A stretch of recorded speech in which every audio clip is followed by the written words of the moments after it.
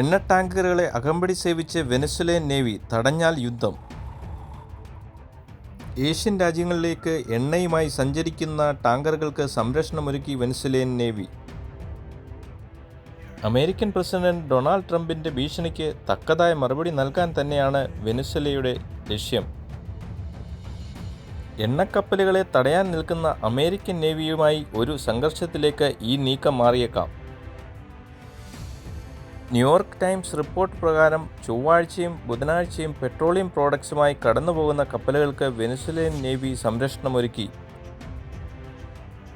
കഴിഞ്ഞയാഴ്ച America വെനസ്വേലയുടെ oil ടാങ്കറുകൾ പിടിച്ചെടുത്തിരുന്നു.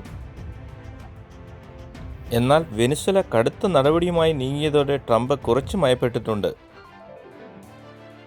ഉപരോധങ്ങളിൽ ഉള്ള ടാങ്കറുകളെ മാത്രമാണ് US നേവി ലക്ഷ്യം വെക്കുന്നതെന്ന് ട്രംപ് പറഞ്ഞു.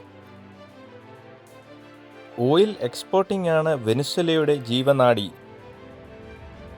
ഉപരോധങ്ങളും ബ്ലോക്കേഡുകളും കൊണ്ടുവന്ന് വെനസ്വേലയെ ശ്വാസം മുട്ടിക്കാനാണ് ട്രംപ് ശ്രമിക്കുന്നത്.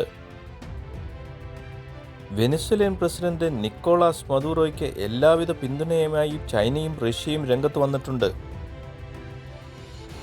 എല്ലാ രാജ്യങ്ങൾക്കും തങ്ങളുടെ പരമാധികാരവും ഡിഗ്നിറ്റിയും സംരക്ഷിക്കാൻ അവകാശമുണ്ടെന്ന് ചൈന അഭിപ്രായപ്പെട്ടു. എന്നാൽ അമേരിക്ക ഓയിൽ ടാങ്കർ പിടിച്ചെടുക്കാൻ ശ്രമിച്ചാൽ വെനസ്വേലൻ വാർഷിപ്പുകൾ തിരിച്ചടിക്കുമെന്ന് ഉറപ്പാണ്. അങ്ങനെ സംഭവിച്ചാൽ അമേരിക്കയുടെ മൂക്കിന് താഴെ ഒരു യുദ്ധമുഖം തുറക്കും.